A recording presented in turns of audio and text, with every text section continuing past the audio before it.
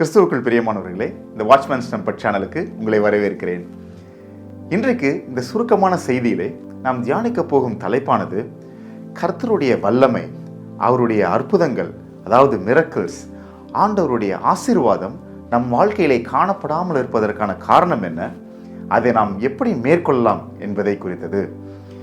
நம்முடைய வாழ்க்கையிலும் கூட அநேக நேரங்களிலே நாம் கர்த்தருடைய அற்புதங்களை குறித்தும் தேவனுடைய வல்லமையை குறித்தும் நாம் கேள்விப்படுகிறோம். வேதத்திலிருந்தும் அதை குறித்து நம்ம அநேக எக்ஸாம்பிள்ஸை தெளிவாக நம்ம பார்க்குறோம்.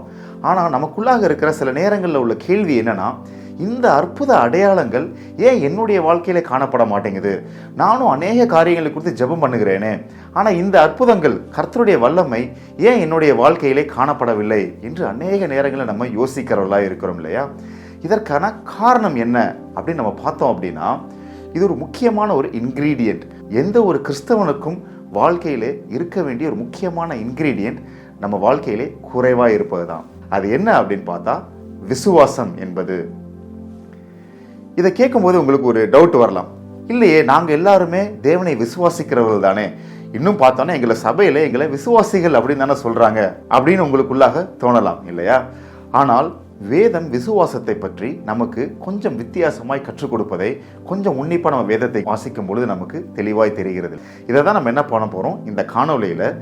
வேதத்திலிருந்து சில எக்ஸாம்பிள்ஸ் மூலமாக எப்படி வேதம் நமக்கு விசுவாசத்தை கற்றுக் கொடுக்கிறது, இந்த காரியங்கள் நம் வாழ்க்கையிலே இருக்கிறதா, அப்படி இல்லாமல் இருந்தால் எப்படி இதை நம் வாழ்க்கையிலே அபியாசப்படுத்தலாம், நம்முடைய விசுவாசத்தின் மூலமாக எப்படி நாம் நம்முடைய தேவனை பிரியப்படுத்தலாம் என்பதை குறித்து இந்த காணொலியில் நாம் தெளிவாய் தியானிக்க போகிறோம்.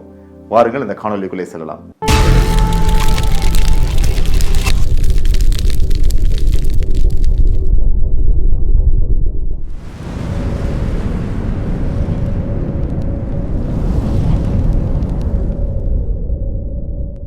பழைய ஏற்பாட்டிலே 2 ராஜாக்களின் புஸ்தகத்திலே சுனேமியாள் அப்படின்ற ஒரு பெண்ணை குறித்து நம்ம எல்லாருக்கும் அநேகமாய் தெரிந்திருக்கும். இவர் எலிசாவின் காலத்திலே வாழ்ந்த ஒரு பெண், எலிசாவுக்கு தன் வீட்டிலே இடம் கொடுத்த ஒரு பெண் என்பது நமக்கு நன்றாய் தெரிந்திருக்கும். இதன் மூலமாக எலிசா அவளை ஆசீர்வதித்ததன் காரணமாக அவளுடைய வாழ்க்கையிலே அவளுக்கு ஒரு குமாரன் பிறந்தார் அப்படின்றதை குறித்தும் நம்ம வேதத்திலிருந்து தெளிவாய் வாசித்திருக்கிறோம். இதற்கு பின்பாக அவளுடைய வாழ்க்கையில் என்ன நடந்தது அப்படின்றத குறித்து இப்போ நம்ம சுருக்கமாய் பார்க்கலாம். இந்த சுனேமியாளுடைய குமாரன் என்ன பண்றான், அவங்க அப்பாவோடு கூட அடுத்து வயலுக்கு போறான் அப்படின்னு சொல்லி நம்ம பார்க்கிறோம். அங்க இருக்கும்பொழுது அவங்க அப்பா கிட்ட அவன் என்ன சொல்றான், எனக்கு கொஞ்சம் தலை வலிக்குது அப்படின்னு சொல்றதா நம்ம பார்க்கிறோம். அவரும் என்ன பண்றாரு, ஒரு வேலையாள் மூலமாக அவங்களுடைய அம்மாட்ட கொண்டே அவனை விட்டுருங்கப்பா அப்படின்னு சொல்றாரு. அவங்க கொண்டு வந்து இந்த சுனேமியாள் இடத்துல அந்த சிறுவனை விட்டார்கள் நம்ம பார்க்கிறோம். அதுக்கப்புறம் என்ன நடக்குது அப்படின்னா, அந்த சிறுவன் என்ன பண்ணுறான், அவங்க அம்மாவோட மடியிலே படுத்திருக்கிறான். அப்படியே அவன் மரித்து போகிறான் என்று நாம் வேதத்திலிருந்து வாசிக்கிறோம். அவன் மரித்து போனதன் உடனே என்ன ஆகுது அப்படின்னா, இந்த சுனேமியால் என்ன செய்கிறா, அவனை அப்படியே தூக்கி கொண்டு போய் எலிசாவுக்கு அவளை ஆயத்தம் பண்ணியிருந்த அறையிலே அவனுடைய படுக்கையிலே அந்த பையனை படுக்க போட்டுட்டு அந்த கதவை சாத்தி விட்டு தன் புருஷன் இடத்துல கூட ஒரு வேலையாளை அனுப்பி, நீங்கள் என்ன பண்ணுங்க, நான் அந்த தீர்க்கதரிசி இடத்துல போக வேண்டும், அதனால் எனக்கு ஒரு கழுதையும் ஒரு வேலைக்காரனையும் உடனடியாக எனக்கு அனுப்புங்க அப்படின்னு சொல்லி கேட்கிறதாய் பார்க்கிறோம். அவரும் என்ன கேட்குறாரு, இது ஒரு அமாவாசையும் கிடையாது, இது ஒரு ஓய்வு நாளும் கிடையாது, இந்த நேரத்தில் நீ ஏன் போய் அந்த தீர்க்கதரிசி சந்திக்க வேணும் அப்படின்னு கேட்கும்போது இவ என்ன சொல்கிறா, எல்லாமே சரிதான் அப்படின்னு சொல்லுவதாய் பார்க்கிறோம். அதாவது ஆங்கிலத்தில் ரொம்ப அழகாக எழுதியிருக்கும், ஆல் இஸ் வெல், எல்லாம் ஓகே அப்படின்னு சொல்லிட்டு அந்த அம்மா சொல்றதா பார்க்குறோம். அப்புறம் அவங்க புருஷன் அந்த கழுதையும் வேலையாளையும் கொடுத்ததுக்கு அப்புறமாக இவங்க என்ன பண்றா, புறப்பட்டு போய் எலிசாவை பார்ப்பதற்காக கர்மேல் பர்வதத்தை நோக்கி புறப்பட்டு போறா நம்ம பார்க்கிறோம். இவள் அங்கே போகும்பொழுது எலிசா தூரத்திலே அவளை நோக்கி தன் வேலையானாயே கேயாசி இடத்திலே சொல்கிறாங்க, அங்கே பாரு கேயாசி, யார் வரா, அந்த சுனேமியால் வரா பாரு அப்படின்னு சொன்ன உடனே கேயாசி என்ன பண்ணுறாரு, அவளுக்கு எதிர்கொண்டு போகிறதா நம்ம பார்க்குறோம். போயிட்டு கேயாசி கேட்குறாரு, என்ன சுனேமியால் இப்போ புறப்பட்டு வந்திருக்கீங்களே, எல்லாம் ஓகேவா, உங்களுடைய கணவன் ஓகேவா, உங்களுடைய பிள்ளை ஓகேவா, எல்லாமே சரியா அப்படின்னு கேட்கும்போது கேயாசி இடத்திலும் கூட அந்த பெண் என்ன சொல்கிறான்னு பார்த்தோன்னா, எல்லாம் சரிதான், ஆல் இஸ் வெல் அப்படின்னு தான் சொல்கிறதா பார்க்குறோம் இல்லையா? இவள் யாருக்கிட்டையுமே தன்னுடைய ப்ராப்ளத்தை பற்றி சொல்லவோ இந்த காரியத்தை பற்றி டிஸ்கஸ் பண்ண விரும்பவில்லை என்பதை இந்த வேத பகுதியிலிருந்து நாம் தெளிவாய் தியானிக்க முடிகிறது இல்லையா? அவளுடைய புருஷனிடத்திலும் கூட அந்த குழந்தை மரித்து போனான்னு அவள் சொல்லவே இல்லை. இது ரொம்ப பெரிய விஷயம் இல்லையா? ஆனாலும் கூட அவளுடைய விசுவாசம் தேவனின் மீது இருந்ததனால் அவர் என்ன பண்ணவில்லை, அவங்க புருஷனிடத்தில் இதை சொல்லவில்லை நம்ம பார்க்கிறோம். அவங்க தீர்க்கதரிசனுடைய வேலைக்காரன்ட்டே அவ என்ன பண்ணலை, இதை பற்றி முறையிடவில்லை என்பதை நமக்கு தெளிவாக இந்த பகுதியிலிருந்து நம்ம பார்க்கிறோம். அடுத்தவன் என்ன பண்ணுறான்னா, நேராக எலிசாவின் இடத்துல வர்றா. எலிசாவின் இடத்துல வந்ததுக்கு அப்புறம் தான் அந்த பெண் என்ன சொல்கிறா அப்படின்னா, நான் உங்ககிட்ட எந்த ஒரு குழந்தையும் கேட்கவே இல்லையே, நான் அப்போவே சொன்னனே என்னை வேதனைக்குள்ளாக நீங்கள் கொண்டு போயிடாதீங்க அப்படின்னு சொல்லி அவன் முறையிடுகிறதாய் நம்ம பார்க்கிறோம். எலிசாவும் சூழ்நிலையை புரிஞ்சுட்டு என்ன பண்ணுறாரு, தன் வேலையாளாகிய அந்த கேயாசின் இடத்துல தன் தடியையும் கூட கொடுத்து, நீ வேகமாக ஓடி போய் என்ன பண்ணு, அந்த சிறுவனை கண்டுபிடிச்சி அவனுடைய முகத்தின் மீது இந்த தடியை வை அப்படின்னு சொல்லிட்டு இவரும் புறப்பட்டு செல்கிறதா நம்ம பார்க்கிறோம்.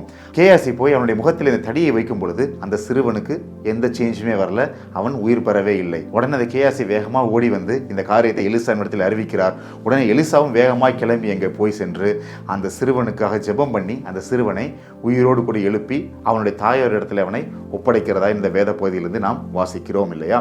இதிலிருந்து நம்ம தெளிவாய் கற்றுக்கொண்டது என்ன நம்ம பார்த்தோம் அப்படின்னா, இந்த சுனேமியானுடைய விசுவாசத்தை குறித்து. அந்த காலகட்டத்தில் ஒரு சிறுவன் மரிச்சு போயிட்டான் அப்படின்னா அவ யார்கிட்ட, அவங்க புருஷன்ட்ட சொல்லலை, வேற யாருக்கிட்டையுமே அதை தெரிவிக்கல, யாரும் இதை பாத்திரக்கூடாதுன்றதுக்காக அந்த கதவையும் கூட அவ என்ன பண்ணிட்டா, பூட்டி வச்சுட்டான்னு நம்ம பார்க்கிறோம். அதற்கப்புறம் அவ என்ன பண்றா, இந்த தீர்க்கதரிசினுடைய வேலையால வந்து கேட்குறான், ஏன்னா என்ன நடந்துச்சு அப்படின்னு சொல்லிட்டு. அவன்ட்டு எல்லாம் சரிதான், ஆல் இஸ் வெல்னு சொல்லிட்டு அவள் போய் அந்த தீர்க்கதரிசி இல்லையா, யார் தேவனிடத்திலே முறையிட்டு அவளுக்கு இந்த பிள்ளையை பெற்றுக் கொடுத்தாரோ அந்த தீர்க்கதரிசியின் இடத்திலே போய் இவள் தன்னுடைய காரியத்தை முறையிட்டாள் என்பதை நம்ம பார்க்கிறோம் இல்லையா.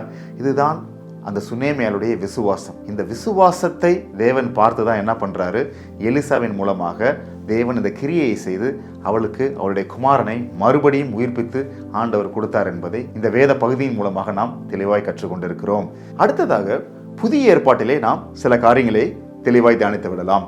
புதிய ஏற்பாட்டில் நம்ம எல்லாருக்குமே தெரியும் இல்லையா, இயேசு மறுபடியும் அவரை எதை குறித்து இன்சிஸ்ட் பண்ணிக்கிட்டே இருந்தார் அப்படின்னா விசுவாசத்தை குறித்து என்பது நமக்கு தெளிவாய் தெரிகிறது. இதுல இருந்து நம்ம சில எக்ஸாம்பிள்ஸை மட்டும் தெளிவாய் பார்க்கலாம். மார்க் 5வது அதிகாரத்திலே தேவாலய தலைவனாகிய யவீருவை குறித்து நம்ம பார்க்கிறோம்.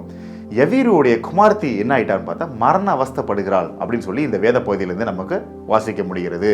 அவர் என்ன பண்றாருன்னா, இயேசுவின் இடத்துல வந்து, ஆண்டவரே என்னுடைய குமாரத்தி மரண அவஸ்தைப்படுகிறாள், நீங்கள் எங்கள் வீட்டுக்கு வந்து அவள் மீது கையை வச்சு நீங்கள் ஜெபம் பண்ணீங்கன்னா கண்டிப்பாக அவள் இந்த மரண அவஸ்தையிலிருந்து குணமடைந்து விடுவாள் அப்படின்னு சொல்லிட்டு இயேசுவின் இடத்துல வந்து அவர் ஒரு விண்ணப்பம் வைக்கிறதா நம்ம பார்க்கிறோம். இயேசுவும் அந்த விண்ணப்பத்தை ஏற்றுக்கொண்டு என்ன பண்ணுறாரு, சரிவா நம்ம போகலாம் அப்படின்னு சொல்லிட்டு யவீருவோட கூட கிளம்பி போகிறதா பார்க்கிறோம். அவங்க கிளம்பி போகும்போது என்ன நடக்குதுன்னா, அநேக கூட்டம் அவங்களோடு சேர்ந்து போகிறார்கள் நம்ம பார்க்கிறோம்.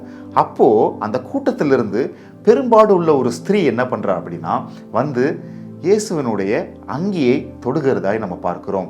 அங்க தொட்ட உடனேயே ஆண்டவரிடத்திலிருந்து ஒரு வல்லமை வெளிப்பட்டதை இயேசு உணர்கிறதை இந்த வேத பகுதியிலிருந்து நம்ம தெளிவாய் தெரிந்து கொள்கிறோம்.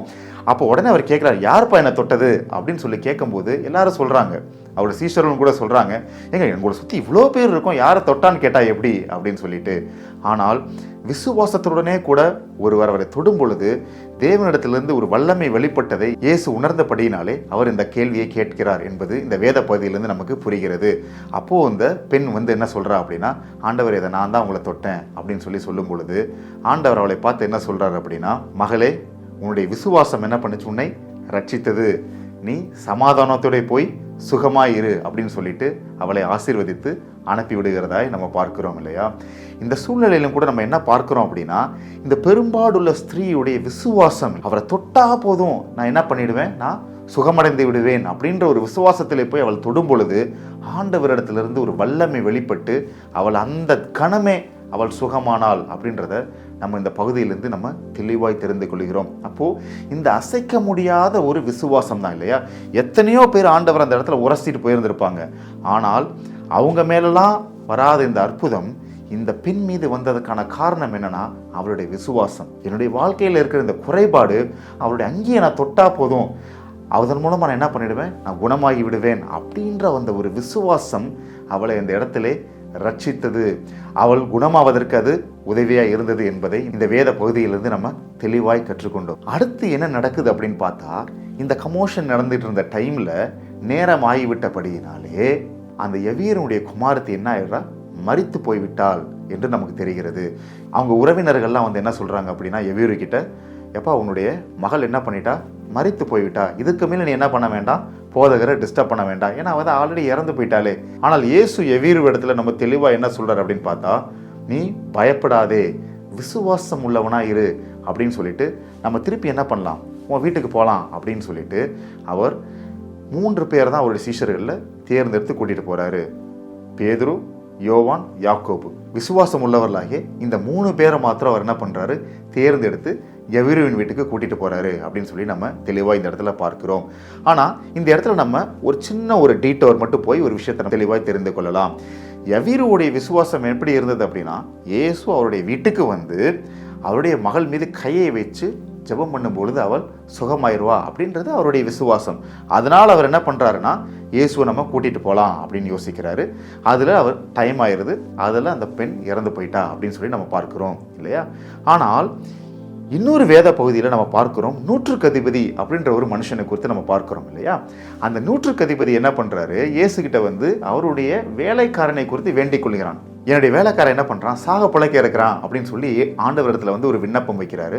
ஆண்டவர் என்ன செய்கிறாரு, சரி வா போகலாம் அப்படின்னு சொல்லிட்டு அவனை கூட்டிகிட்டு போக நினைக்கும் பொழுது அவன் சொல்கிறான், ஆண்டவரே நீங்கள் வந்து என் வீட்டில் வாசமாக இருக்கிற அளவுக்கு நான் ரொம்ப நல்ல வேலாம் கிடையாது, ஆனால் நானும் ஒரு பவரில் ஒரு மனுஷன்தான், நான் ஒருத்தனை போனால் போகிறான் வானா வரான், நீரும் வல்லமை உள்ள ஒரு தேவனாக இருக்கிறீர், நீ என்ன சொல்லுங்கள், ஒரு வார்த்தை இங்கேருந்து நீங்கள் சொன்னீங்கன்னா போதும், அவன் என்ன பண்ணிடுவான், அதே நேரத்தில் அங்கே சுகமாயிருவான் அப்படின்னு சொல்லிட்டு விசுவாசமாய் தேவனிடத்துல அவன் விண்ணப்பம் வைக்கிறத பார்க்குறோம். அப்போது ஆண்டவர் இங்கேருந்து அங்கே போகக்கூட இல்லை, இங்கேருந்தே அவர் என்ன பண்ணுறாரு, இந்த நூற்றுக்கு அதிபதியை பார்த்து, இப்படி ஒரு விசுவாசத்தை நான் என்ன பண்ணல, இஸ்ரவேலில் கூட நான் எங்கேயுமே பார்க்கலே அப்படின்னு சொல்லிட்டு இந்த நூற்றுக்கு அதிபதி அவர் என்ன பண்ணுறாரு, ஆசீர்வதித்து அனுப்பி வைக்கிறார். அந்த கணத்திலே என்ன பண்ணுறான், அவனுடைய வேலைக்காரன் அவனுடைய வீட்டிலே குணமடைந்து எழுந்ததாய் வேத பகுதியிலேருந்து நம்ம தெளிவாக வாசிக்கிறோம் இல்லையா. இதுதான் இந்த டிஃப்ரென்ஸ். நூற்றுக்கு அதிபதியுடைய விசுவாசம் என்ன, இங்கேருந்து இயேசு என் வீட்டுக்கு வர வேண்டிய அவசியம்லாம் இல்லை, இங்கேருந்து அவர் ஒரு வார்த்தை சொன்னாலே போதும் அவன் பிழைத்து கொள்வான் அப்படின்னு சொல்லிட்டு அவன் விசுவாசத்தை படினாலே, அவனுடைய விசுவாசத்தின்படி அவனுடைய வாழ்க்கையிலே அந்த அற்புதம் நடந்தது என்பதை தெளிவாய் நம்ம இந்த வேத பகுதியிலிருந்து தெரிந்து கொள்ளிக்கிற முடியுது. இப்போ நம்ம என்ன பண்ணலாம், எவ்வீருடைய கதைக்கு வரலாம். இப்போ ஆண்டவர் என்ன பண்ணுறாரு, எவ்வீருடைய வீட்டுக்கு இந்த 3 சீஷர்களோடு கூட செல்கிறார் நம்ம பார்க்குறோம். அங்கே அவங்க சுற்றி நிறைய உறவினர்களாக என்ன பண்ணிட்டு இருக்கிறாங்க, புலம்பி அழுது கொண்டு இருக்கிறார்கள். ஏன்னா அந்த பொண்ணு இறந்து போயிட்டா இல்லையா, அதனால் அவங்க எல்லாம் என்ன பண்ணுறாங்க, புலம்பி அழுது கொண்டு இருக்கிறார்கள் நம்ம பார்க்குறோம். அப்போ அவங்ககிட்ட போய் ஆண்டவர் என்ன சொல்கிறாரு, நீங்கள் அழுகலாம் வேண்டாம், அந்த சிறுப்பெண் என்ன பண்ணல, மரித்து போகவில்லை, அவள் நித்திரையாய் தான் இருக்கிறாள் அப்படின்னு சொன்ன உடனே அங்கே அழுதுகிட்டு இருந்தவங்களுக்கெல்லாம் என்ன ஆயிடுச்சு, அழுகையை நிறுத்திட்டு சிரிக்க ஆரம்பிச்சிடுறாங்க. ஏன்னா அவங்களுக்கு அப்படி ஒரு கிண்டல் இல்லையா, என்னடா ஒரு சின்ன பிள்ளை இறந்து போயிருக்கு, இவர் பாட்டில் வந்து அந்த பொண்ணு தூங்கிட்டு இருக்கு அப்படின்னு சொல்லி சொல்கிறாருன்னு சொல்லிட்டு அவங்களுக்கு இருந்த துக்கத்தை மறந்து அவங்க என்ன பண்ண ஆரம்பிச்சிட்டாங்க, சிரிக்க ஆரம்பிச்சிட்டாங்க அப்படின்னு சொல்லி நம்ம இந்த பகுதியிலேருந்து நமக்கு தெளிவாய் வாசிக்கிறோம் இல்லையா. அடுத்த ஆண்டவர் என்ன பண்ணுறாரு, இந்த அவிசுவாசம் உள்ள ஜனங்களை எல்லாத்தையுமே வெளியில் அனுப்புங்கன்னு சொல்லிட்டு இவங்க எல்லாரையும் வெளியில் அனுப்பிச்சிட்டு அந்த வீட்டுக்குள்ளே அந்த சிறு பெண்ணுடைய தாய் தகப்பன் மற்றும் இயேசுடைய இந்த 3 சீஷர்கள் இவங்க மாத்திரம்தான் இருக்கிறாங்க. விசுவாசம் உள்ளவர்கள் மாத்திரம் அந்த இடத்துல இருந்தபடியினாலே இயேசு அந்த சிறு பெண் இடத்திலே போய் தலித்தா கூமி அப்படின்னு சொல்லுகிறதாய் பார்க்கிறோம். அதற்கு சிறு பெண்ணே எழுந்திரு என்பது அர்த்தம் இல்லையா. உடனே அந்த சின்ன பெண் என்ன பண்ணிட்டா, எழுந்துட்டதா அப்படின்னு சொல்லி நம்ம பார்க்கிறோம். உடனே அவங்களுடைய தாய் தகப்பன் இடத்துல அவர் சொல்றாரு, இவளுக்கு சாப்பிட ஏதாவது நீங்க கொடுங்க அப்படின்னு சொல்லிட்டு தான் நம்ம பார்க்கிறோம். இதுல இருந்து நமக்கு தெளிவா என்ன தெரியுது அப்படின்னா, ஆண்டவர் நம் வாழ்க்கையிலே இடைப்பட வேண்டுமானால், கர்த்தருடைய அற்புதம் நம் வாழ்க்கையிலே நிகழ வேண்டுமானால் விசுவாசம் ரொம்ப ரொம்ப முக்கியம். நம்மளுடைய விசுவாசம் மாத்திரமல்ல, அந்த இடத்திலே விசுவாசம் உள்ள ஜனங்கள் இருக்க வேண்டும் என்பது கர்த்தருடைய சித்தமாய் இருக்கிறது. அவிசுவாசம் இருக்கிற இடத்திலே ஆண்டவர் அற்புதம் செய்வதற்கு அவர் விருப்பமாய் இருப்பதில்லை என்பதுதான் இந்த வேத பகுதியிலிருந்து நாம் தெரிந்து கொள்கிறோம்.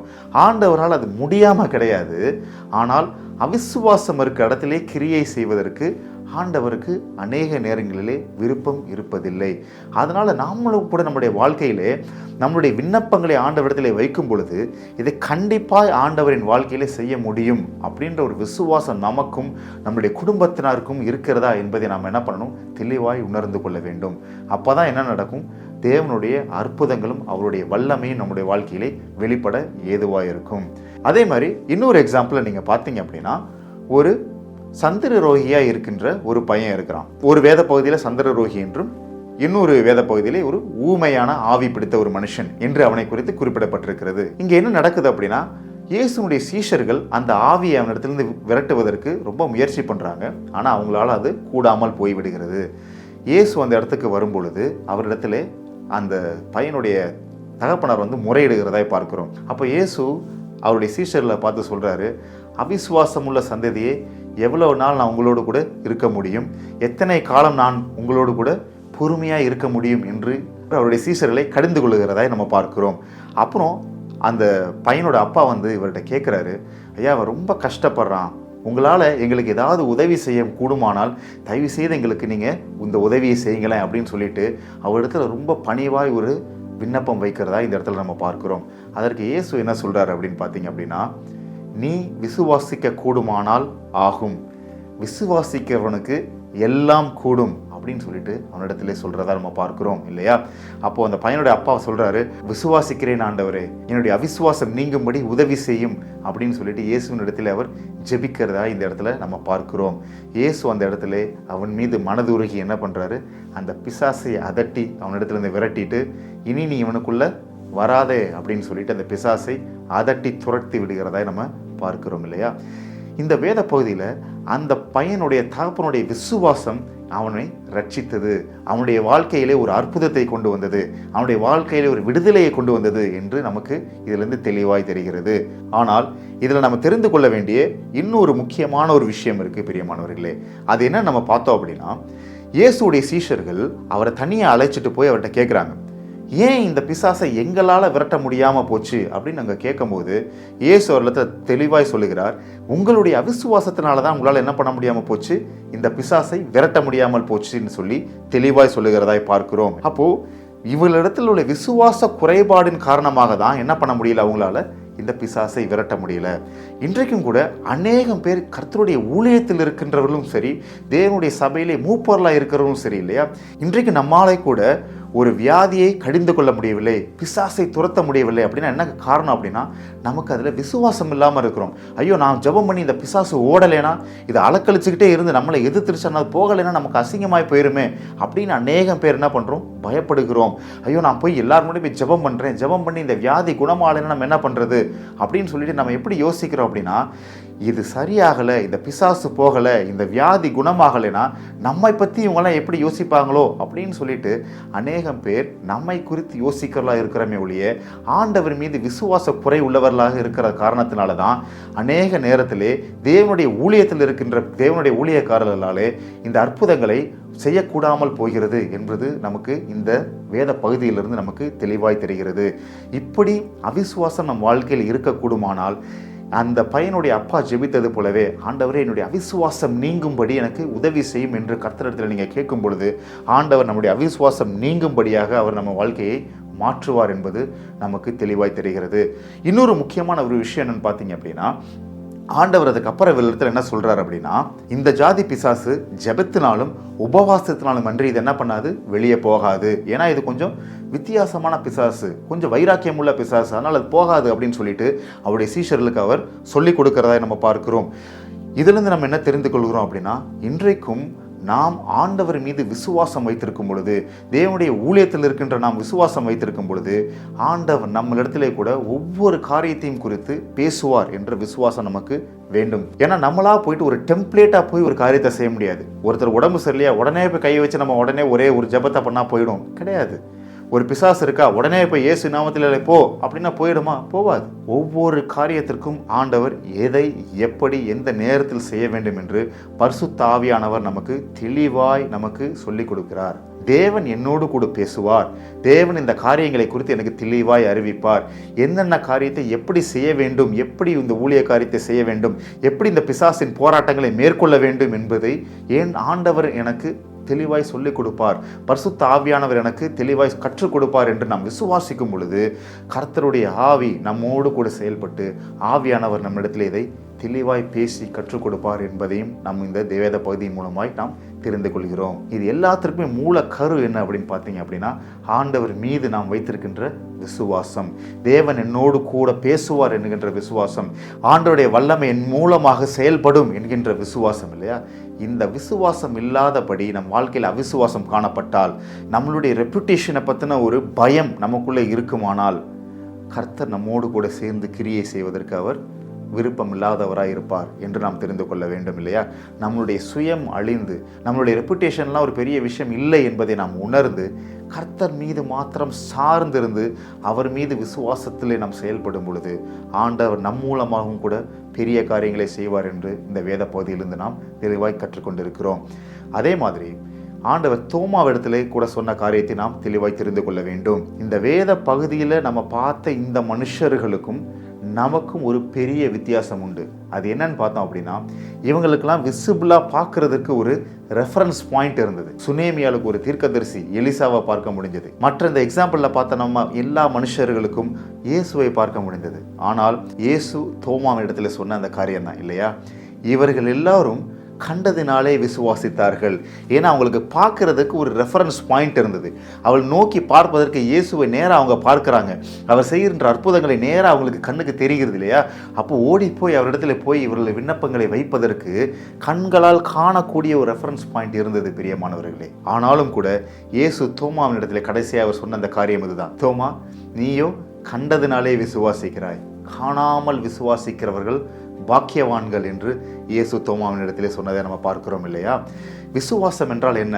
அதனுடைய டெஃபினிஷன் என்ன? அது நம்பப்படுபவைகளின் உறுதியும் காணப்படாதவைகளின் நிச்சயமாக இருக்கிறது என்று நமக்கு வேதம் கற்றுக் கொடுக்கிறது. அப்போ நம்ம கண்ணுக்கு நேராக தெரிகின்ற ரெஃபரன்ஸ் பாயிண்ட்ஸ், நம்ம கண்ணுக்கு நேராக தெரிகின்ற மனிதர்களிடத்திலே நாம் ஓடுவதை விட நமக்கு மேலாக இருக்கின்ற ஆண்டவரிடத்திலே நாம் முழு விசுவாசத்தையும் வைத்து கர்த்தரை மாத்திரம் சார்ந்து அவர் மீது விசுவாசத்திலே நாம் ஜெபிக்கும் பொழுது கர்த்தர் நம் வாழ்க்கையிலே இடைப்பட்டு அவர் பெரிய காரியங்களை செய்ய வல்லவராக இருக்கிறார். இதை நம் வாழ்க்கையிலே உறுதியாய் பற்றி கொள்ளும் பொழுது கர்த்தருடைய அற்புதம் நம் வாழ்க்கையிலே நிகழும்.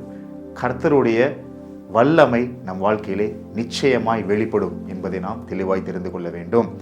ஆனால் முடிப்பதற்கு முன்பாக ஒரு சின்ன ஒரு காஷன் மாத்திரம்.